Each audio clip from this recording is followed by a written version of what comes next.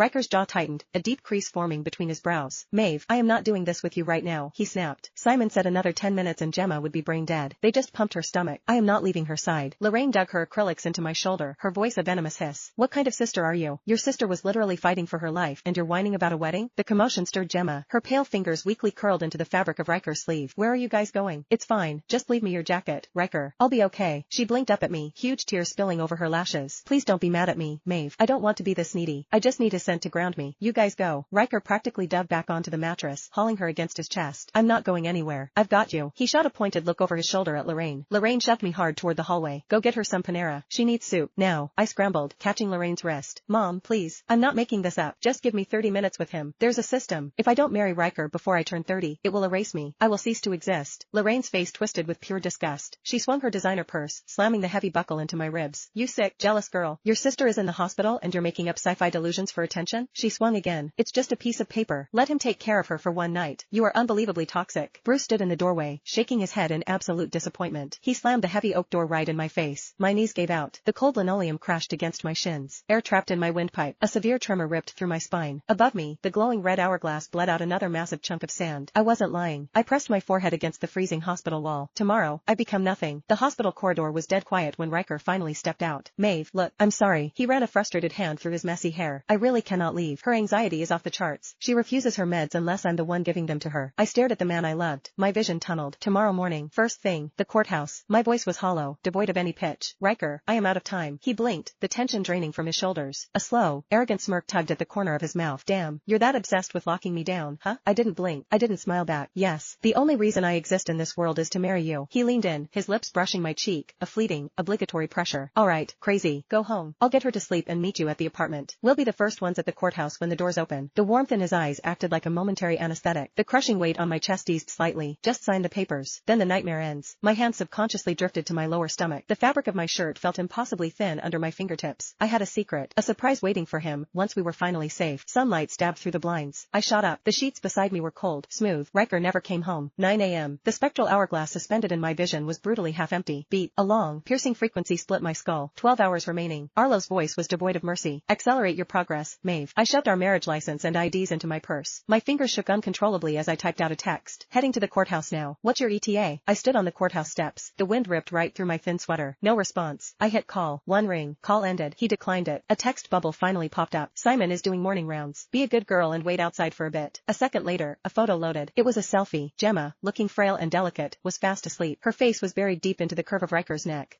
My eyes burned as I stared at the photo. Their interlaced fingers dominated the screen. A memory surfaced. 2 years ago, Dr. Simon had issued a clinical directive to ease Gemma's severe anxiety and depression. At least a 10-minute hug every day with Riker. At first, Riker despised it. He would literally set a timer on his phone. The second the 10 minutes ended, he would sprint to the bathroom and scrub his skin raw under scalding water. He used to bury his face in my neck, whining about how he couldn't stand being that close to anyone but me. I didn't notice when the timer stopped. I didn't notice when holding her hand and pulling her into his chest became second nature. By then, he was touching my sister far more than he touched me. My thumb hovered over the keyboard. I typed out a quick text. Get here soon. The courthouse closes at noon. In my periphery, Arlo's digital hourglass bled out another 2 large chunks of sand. 2 hours gone. I stood shivering at the intersection. It was the only route to the courthouse. I would spot him the second he turned the corner. I checked my screen again. Left on read. The sand slipped faster. It was almost noon. Then, a massive matte black G-Wagon idled at the distant red light. License plate, 888. Riker. My heart slammed against my ribs. I practically jumped off the curb, my freezing fingers tightly crushing the ultrasound printout in my pocket. Riker had the classic tragic backstory, orphaned young, forced to build his empire from nothing. He craved family more than anything. Every night, when the lights were out and our bodies were tangled together, he would drag his lips across my lower stomach. Give me a baby, Maeve. His voice would drop into that dark, raspy register. I was going to hand him the sonogram the second we signed the marriage certificate. A genuine smile finally broke across my numb face. I stepped toward the street to wave him down. The G-Wagon's engine roared. He didn't brake. The heavy tires tore through a puddle of icy slush, spraying dirty, freezing water directly across my face and coat. My jaw dropped. My trembling fingers fumbled with my phone, accidentally hitting the video call button. It connected instantly. Riker was on the screen. His knuckles were bone white as he gripped the steering wheel. His jaw was clenched so tight the muscle ticked frantically. What is it, Maeve? He ground out, his voice unnaturally tight. I'm busy. You just drove right past the courthouse, I stammered, swiping freezing slush from my eyelashes. It's almost noon. I've been waiting out here for hours. Riker didn't answer. His heavy brows snapped together. A sudden, guttural groan ripped from the back of his throat. He quickly masked it with a series of muffled, forced coughs. Maeve, I think I'm coming down with something, he wheezed. I need to hit a CVS for a mask. Don't want to get get you sick. He looked terrible. A bead of sweat slid down his flushed temple. His chest heaved with short, ragged breaths. His Adam's apple bobbed sharply as he swallowed hard. My chest immediately tightened with worry. Pull over. Let me take you to the ER first, then we can. A sound cut me off. A high-pitched, breathy whimper. A woman's gasp, echoing clearly inside the cabin of his truck. Look, I gotta go. Riker's voice cracked, dropping an octave. I'm rushing to get Gemma those exclusive pastries from that bakery she likes. Just wait for me. I'll be there soon. Riker, did he completely forget that I had been waiting out here all morning? The phone fumbled. The camera jerked downwards, the lens diving toward his lap. My lungs stopped expanding. In that fractured second of blurry footage, I saw a pair of delicate hands. They were gripping the heavy leather of Riker's belt. On the left ring finger, a diamond sparkled. My wedding band. Call ended. The screen went black. Ice instantly flooded my veins. A phantom hand shoved its way down my throat, twisting my insides into a sickening knot. The street noise vanished into a deafening, high-pitched ring. I refused to breathe. I refused to let the image process in my brain. My thumbs struck the screen, shattering the silence with forceful, erratic taps. The courthouse closes at 5 p.m. I am not leaving this spot. Do not forget what today is, Riker. You promised me.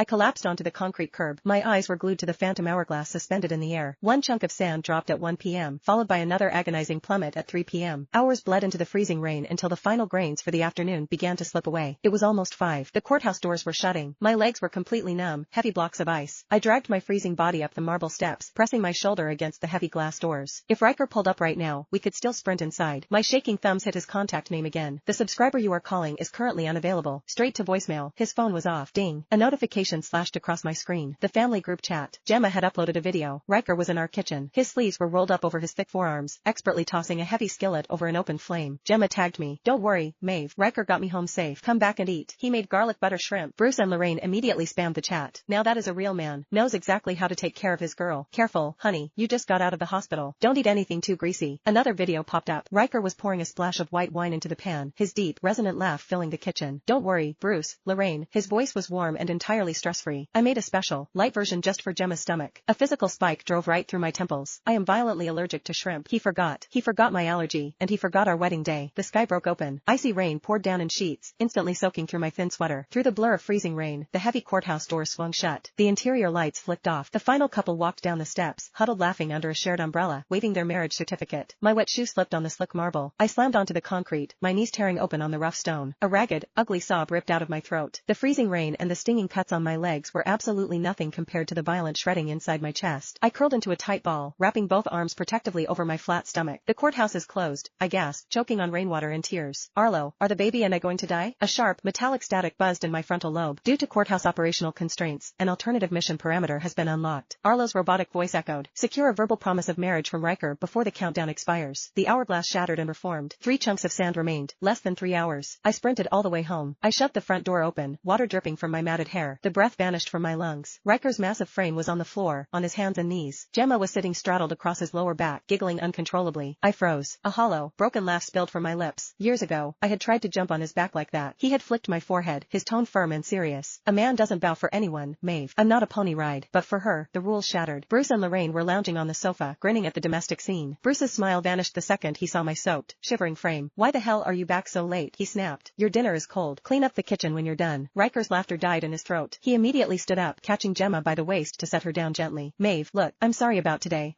Riker. I cut him off. My trembling fingers reached into my soaked pocket and pulled out the crumpled, water-stained ultrasound printout. I'm pregnant. The living room plunged into a dead silence. My eyes locked onto his. Will you marry me? I choked out, my voice raw and desperate. Just say yes. Promise me right now, and I will forgive every single thing you did today. Riker turned to stone. His jaw slacked. His Adam's apple bobbed sharply as he swallowed, but no sound came out. Bruce and Lorraine leaped off the sofa. Lorraine lunged forward, slapping her hands tightly over Gemma's ears. Maeve, have you lost your damn mind? Lorraine screamed, her face flushed with fury. Your sister literally just got discharged. You are trying to trap him into a marriage with a fake pregnancy? Bruce roared, stepping aggressively toward me. Are you actively trying to kill your sister? I'm not lying. I refused to look at them. My eyes stayed ruthlessly pinned to Riker's frozen face.